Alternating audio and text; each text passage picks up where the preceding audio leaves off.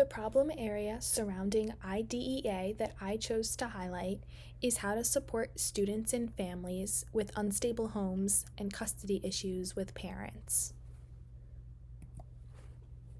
Some background information.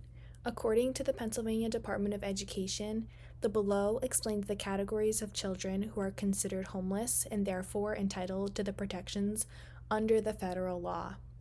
So some of these categories include children who are sharing housing due to loss of housing, children who are housed in trailer parks and camping grounds, children who have primary nighttime residence that is a public or private place that is not designed for or ordinarily used as a regular sleeping accommodation for humans, children who are living in cars, parks, public places, abandoned buildings, substandard housing, bus or train stations.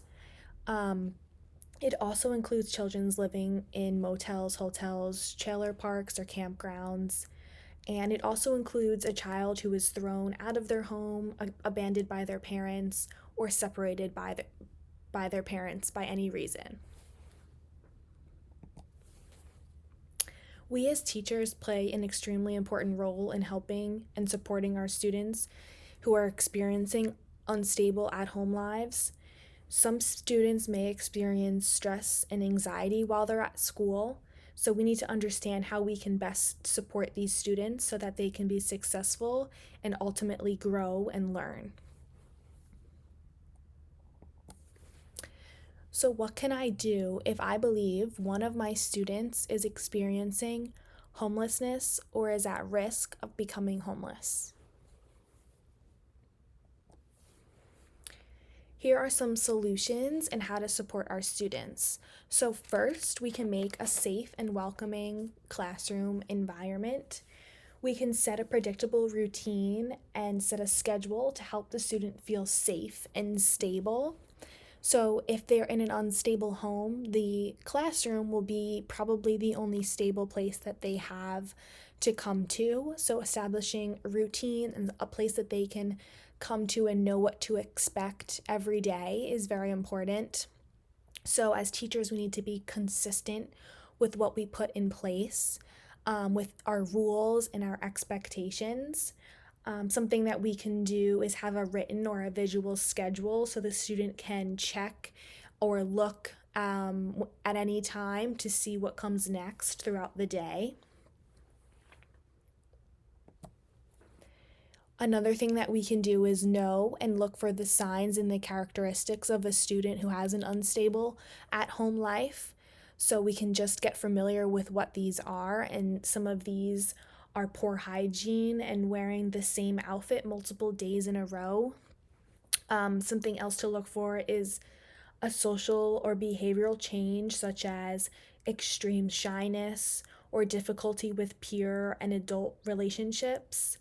Another sign would be lack of participation in anything, including field trips or activities, lack of school supplies, doesn't have any pencils or things to write with, or paper, things like that. So we can also learn and know about the McKinney-Vento Act, and we can connect with our local liaison. So if you believe that one of our students needs support, we can contact our district's home liaison about the next steps. And we can find that on this link. If you click where the word here is, there's a link and there's resources, and you can read about how you can contact your local liaison, and you can find resources to learn more. You can also find time to check in with your student each week. This is important so you can connect and build rapport with your student and build a good relationship with that student, especially if they don't have a good relationship with a parent at home. And you can also assess the student's basic needs during that meeting. So you can see what do they need, how are they doing. You can also, during this meeting, find time for encouragement and recognize the students' accomplishments that they did during the day and praise that student during that conversation. You can also assign the student a job in the classroom to encourage participation and motivation for the student in the classroom.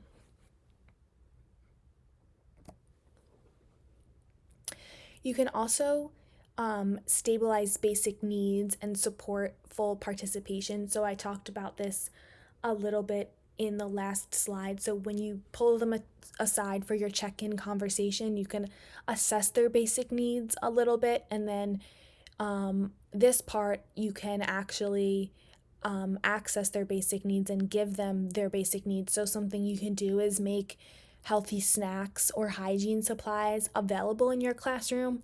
This is something that I've seen done when I was a student teacher. The teacher that I was in the classroom for, she had a little snack station available for students if they were not packed a snack, and it was used all the time, and she actually had to fill it every Friday at the end of the week because it was always empty. The students would constantly come without snacks. So you can make sure that they also are enrolled in the free meal program because they are automatically eligible for free meals. And you can make sure that the students are also participating in school activities. So you can also contact your homelessness liaison person to find out how to provide that student with access to the school activities. And also the school might provide school supplies and cover field trips and purchase school uniforms, and the school may meet other needs for that student and that student's family. You can also be sensitive when asking students to bring in school supplies from home. So make sure when you say, all right, everyone bring in markers, you just have markers in the classroom to hand out to those students that may have not brought in markers from home. Lastly, you can teach self-regulation skills. So it's important to remember that each student is unique and has their own individual needs based on their situation. So you can teach students deep breathing and meditation or mindfulness exercises and allow them to take the time to use these techniques throughout the day when they need to, and be aware of their needs. It's important to try and understand their situation, even though it may be a very unique and different situation than you're used to dealing with. And that is everything.